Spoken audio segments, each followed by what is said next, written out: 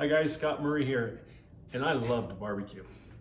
I have a Blackstone and I've got a Weber and I got a rotisserie for it. And so today I'm gonna give a shot at doing something I've never done before, which is rotisserieing a rump roast.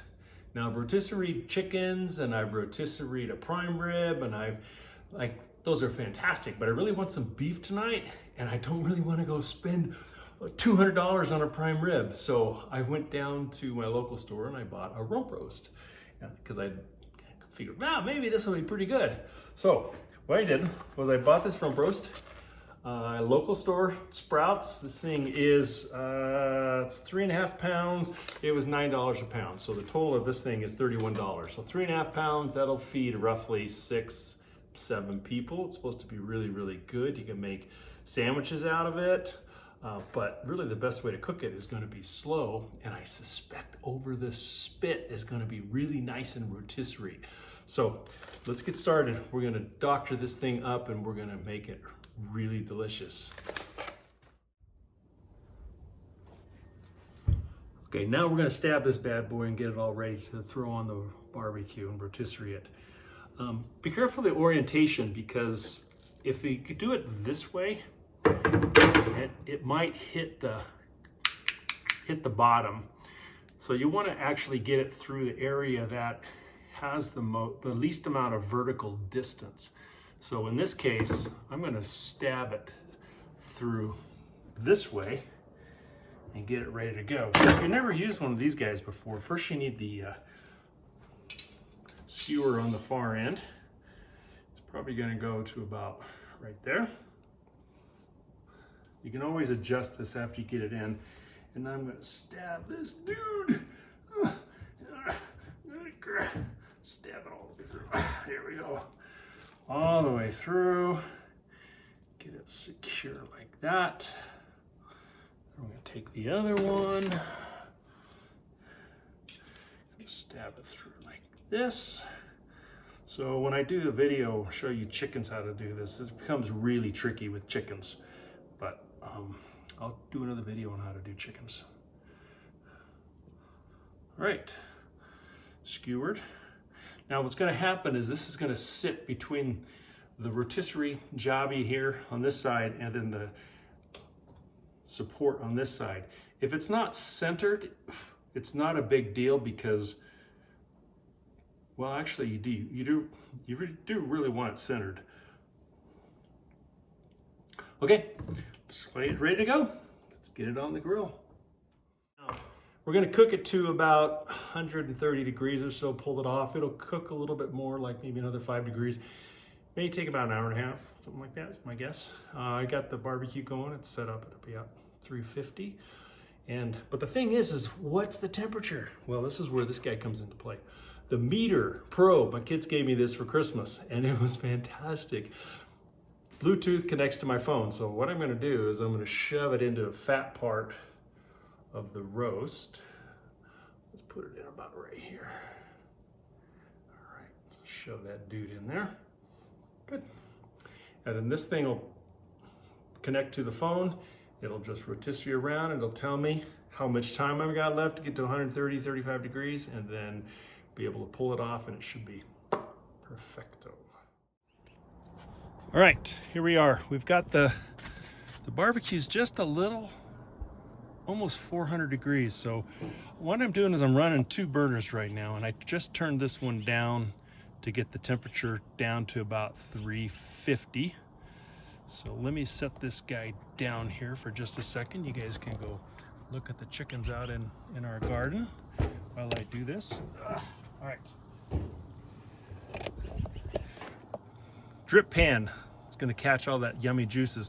I got the smoke box right there and I can actually smell the smoke that's coming out. I think I've got applewood, if I remember, or is it maple? Can't remember what I got on there, but oh, it smells good.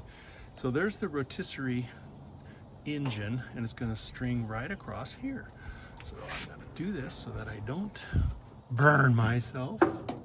Stick this in one end and stick that in the other.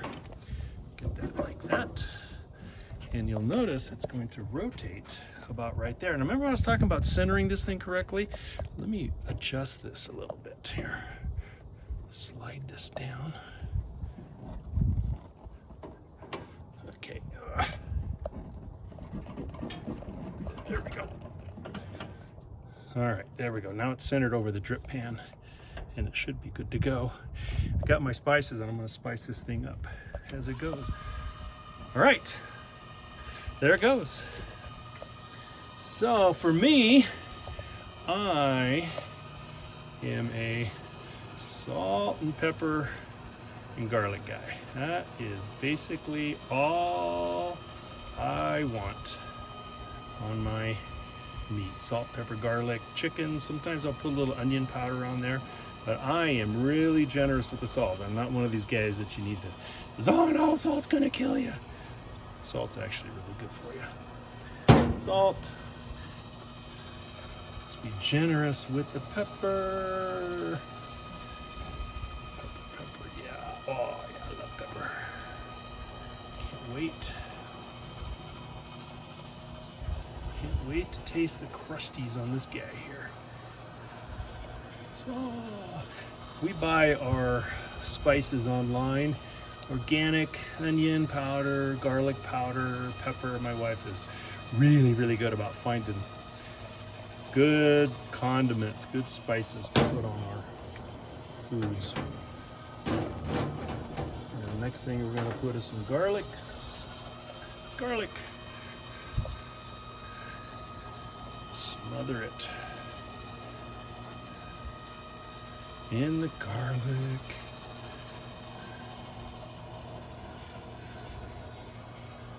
Oh yeah. You know what's funny too is I kind of don't think we're going to have much drippings on this guy here.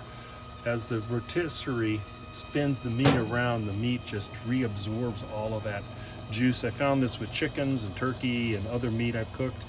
It doesn't make a lot of drippings, unfortunately, to make gravy, but we'll see what happens with this roast here that we're rotisserieing. So now I'm gonna close the lid, hook up the Bluetooth and check it out.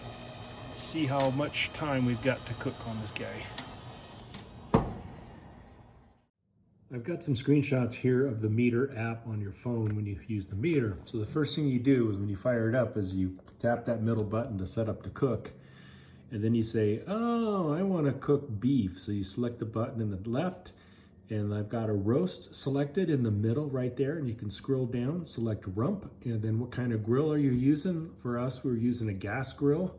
Select that. And then the meter says, okay, it's going to be 135. And then it'll just fire up and tell you where you're gonna go. The thing's awesome. Let's go check out this bad boy and see how he's doing. We got this running at the right temperature. Ah, yeah, check that out. It's been about an hour and 20 minutes or so. What happened was my meter, the battery died. I didn't replace it. So I'm gonna have to go with good old standby right here. Check the temperature. So we'll turn this guy off and then we will give it a good stab here in the middle. Oops, I don't want to touch the metal. Whoa, 147. Okay, here we go. 131. Oh my gosh. 130. Let's pull this dude off. This is going to be so good. So we're going to pull out the skewer on this guy. Remember, what was the temperature we're running at? 325, 350 degrees? That's the temperature of this metal. So don't touch it with your bare hands because you'll be in a world of hurt. I always use the old hot pad here. So I unscrew that and I pull this dude out.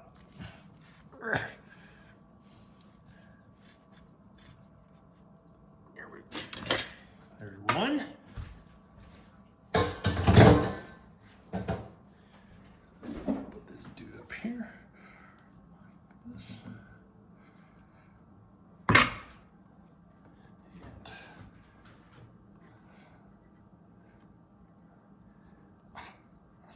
Hang on a second.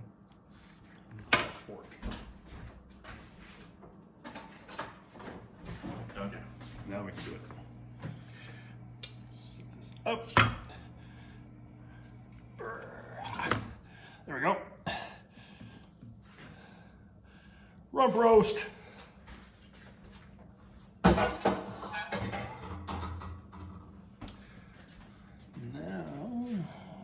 How we did. Now, the one thing about my Weber is it does not have one of those cool things on the back that sear it. I think if you got one of those, you'd get a really awesome crusty on this guy. As it is, at the temperature we had and the spices we put on it, I think it looks pretty doggone good. So let's cut into this guy and see how it is.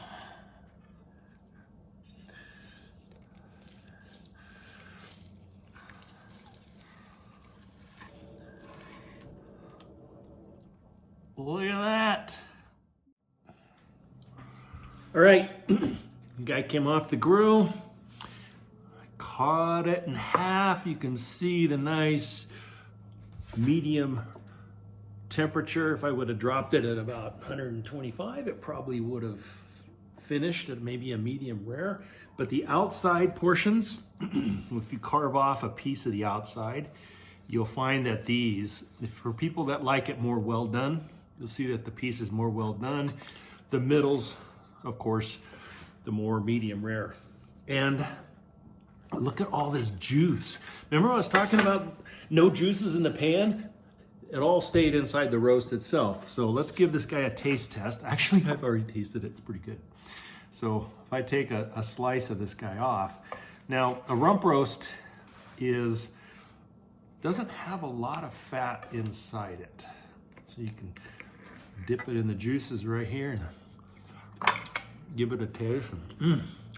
Flavor is great.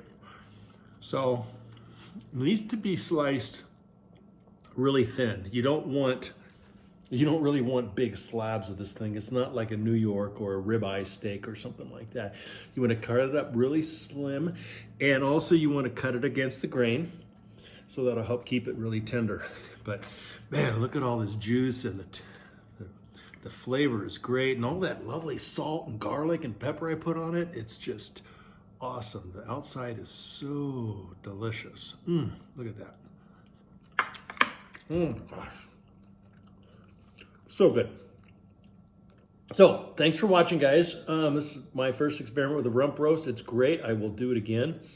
It's not as good as a prime rib, but man, for the difference in price, you can't beat it. That's for sure. This will make a really good dinner, or, roast one up and use it for sandwiches or something like that. Send the kids off to school with some nice rump roast sandwiches. The families will be all jealous. All their friends will be all jealous of them. So I think what I want to do next is I'm going to do chicken, and I will do a prime rib. I'll show you guys that do rotisserie prime rib, and then I'll whip up some stuff maybe on the Blackstone, show you some of that stuff as well. But for now, this is where we're at, and thanks a lot for watching. If you got any questions or comments or suggestions, please leave them in the comments below, and I'll be happy to look at them and get back to you. If you have anything directly, just send me a note. Thanks for watching. Have a nice evening. I'm going to enjoy my dinner.